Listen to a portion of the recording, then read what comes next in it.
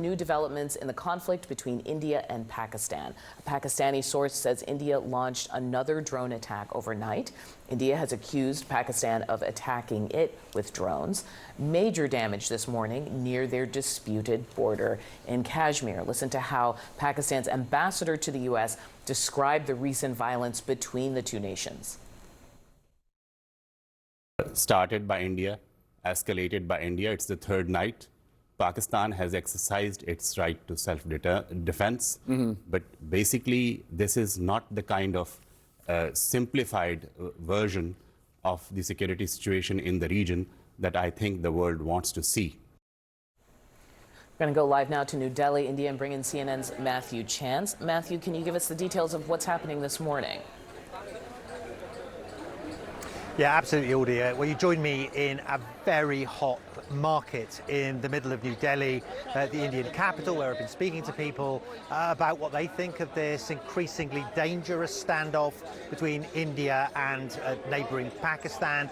And, you know, the general sense you get here is that people are backing the Indian government. They think that the Indian attacks on Pakistan were entirely justified. And that's something that's reflected by Indian officials that I've been speaking to as well, because they're saying that they carried out the airstrikes on Pakistan because of the terror attack that they blame Pakistan for that took place in the Indian administered area of Kashmir last month. Now, there's security measures in place. Already, the Indians have cancelled schools, suspended schools in Jammu and Kashmir.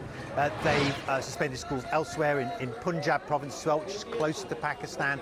They've also cancelled all the leave that civil servants are meant to have in this country in preparation, they say, for a possible emergency response. So they are expecting, they say, attacks by Pakistan in the future, in the coming days potentially, and I think it's fair to say the country is on a state of alert. So very dangerous situation, particularly when you consider, of course, Audie, that both India and Pakistan have nuclear weapons. We're a long way from a nuclear confrontation, but in an issue that is as tense and as emotional as this, it is a danger that really everybody is having at the back of their minds. CNN's chief global affairs correspondent Matthew Chance speaking to us from India. Let's stay with this story now and bring in CNN's Nick Robertson covering all of this live this hour from Rawalpindi in northern Pakistan. Nick, give us a sense of what the latest is on the ground this morning.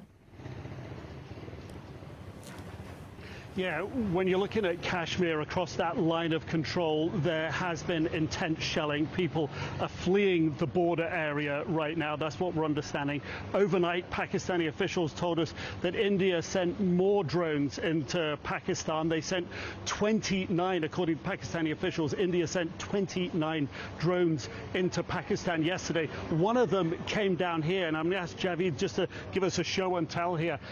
This is a cafe area. You see some of the metalwork ripped down here. Javid, if you can pan up, you can see there where the drone impacted on the building up there above us. And if you come down here, you get a sense of, look, the shrapnel literally splashed all across the wall here. It came down, the shrapnel marks all over the ground here. A piece of shrapnel lying on the ground. Now, it was about 10:30 in the morning when that happened yesterday. This area here is known as Food Street. Fortunately, at that time, it wasn't too busy, but the window fronts in all these restaurants were blown out. They're being tidied up today. But right behind what you're looking at there is the Rawalpindi Cricket Stadium, and there is a major cricketing event going on here. Well, there was the Pakistan Super League bringing in international players. It's the main cricketing event of the year inside Pakistan.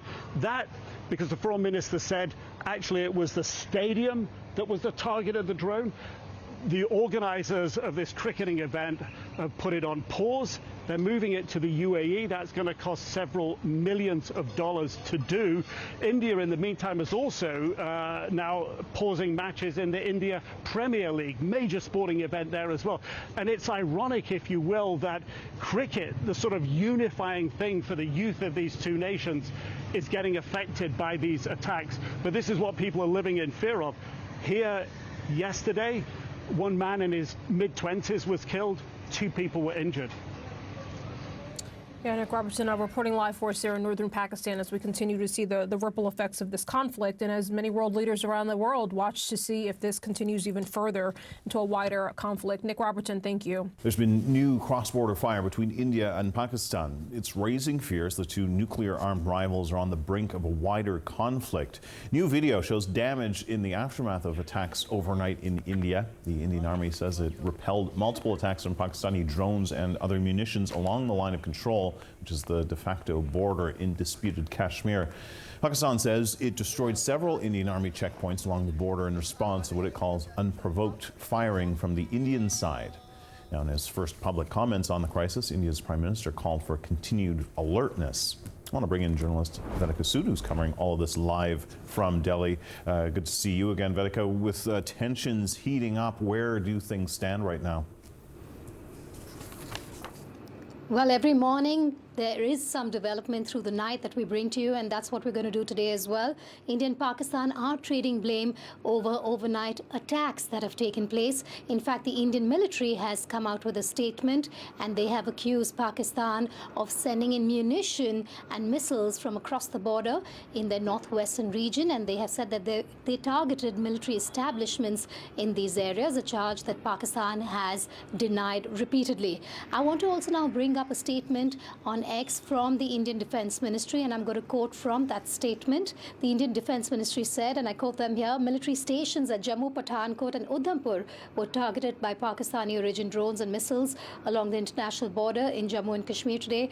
The threats were swiftly neutralized. Now, CNN has spoken to people living in these areas who witnessed what had happened overnight local time, and they said that the situation around them was full of panic and there was palpable tension.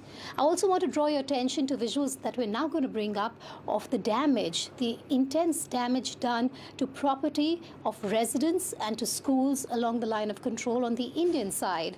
You have villagers who've gone back into those areas that were hit due to cross-border shelling overnight, and you can see the damage done to the property there. CNN again spoke to residents of that area, and one young man spoke to CNN saying that he moved out with some family members while others stayed back, and about 50 to 60 of them were in just one bunker while that heavy cross-border shelling took place. Now let's just talk to you about the international community. I want to start with a statement coming in from the US Vice President.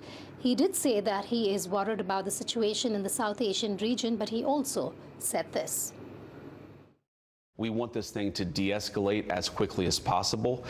We can't control these countries, though. Fundamentally, India has its gripes with Pakistan. Pakistan has responded to India. What we can do is try to encourage these folks to de-escalate a little bit, but we're not going to get involved in the middle of a war that's fundamentally none of our business.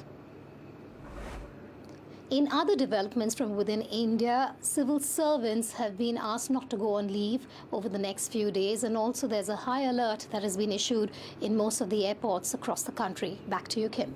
I appreciate you bringing us the latest on this. Vedika Sood live in Delhi. Thank you so much.